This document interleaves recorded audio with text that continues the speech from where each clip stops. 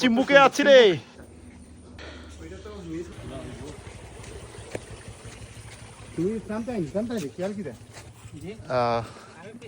এই মুহূর্তে একটা খাসিয়াপুঞ্জিতে যাচ্ছি। জায়গাটার বলছি না সঙ্গত কারণে। আর খাসিয়াপুঞ্জির সৌন্দর্যগুলো হচ্ছে এই জায়গায়, সব জায়গায় পরিপাটি, ছিমছাম, আর এইরকম সুবিশাল একটা গেট। এইখান থেকে এইরকমই একটা ভিউ পাওয়া যায় চারদিকে। এটা হচ্ছে খেলার মাঠ, যদিও কিছুটা পরিত্যক্ত অবস্থায় আছে, তবে এটা শুকনো মৌসুমে এই মাঠটা পুরোপুরি তার যৌবন ফিরে পাবে। আর খাসিয়াপুঞ্জি নর্মালি এর আগেও আমি ভিডিও দিয়েছি, এত পরিচ্ছন্ন সুন্দর জায়গা আপনি কোথাও পাবেন না। সম্ভবত এটা ওদের গির্জাঘর। আর এখানে এসেছি মূলত বন্ধুবর আফতাবউদ্দিন, ওনার নেতৃত্বে। আর সত্যি বলতে কি, একটা নেতৃত্ব ছাড়া কোথাও যাওয়া যায় না। আর এইরকম বিশেষ করে এই জায়গায় আসতে হলে এরকম কিছু মানুষের বদলতেই আসতে হয়। এরকম একটা চমৎকার সিঁড়িতে উঠছি আমি।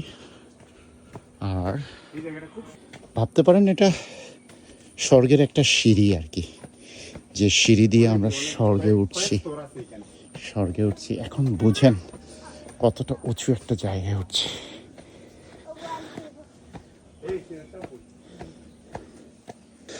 কতটা উঁচুতে উঠছি আমি, শুধু আমি না, পুরো টিম।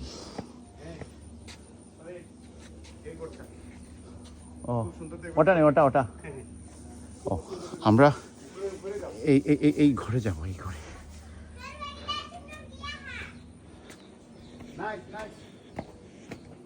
পরিপাটি একটা ঘর, আরো উপরে। মারে গেছে, মর গয়া ইয়ার, মর গয়া। হঠাৎ নেই ওটা, পাহাড়ের ভিতরে এইরকম চমৎকার।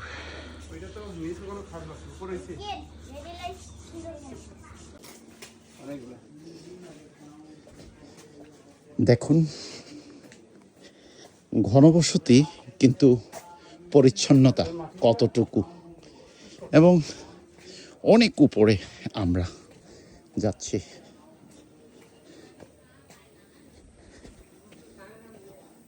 এরকম মাটির ঘর, আর এটা হচ্ছে গির্জাঘর। গির্জা না, সম্ভবত কেউ একজন মারা গেছে। আর হচ্ছে এই ঘরে বসবো।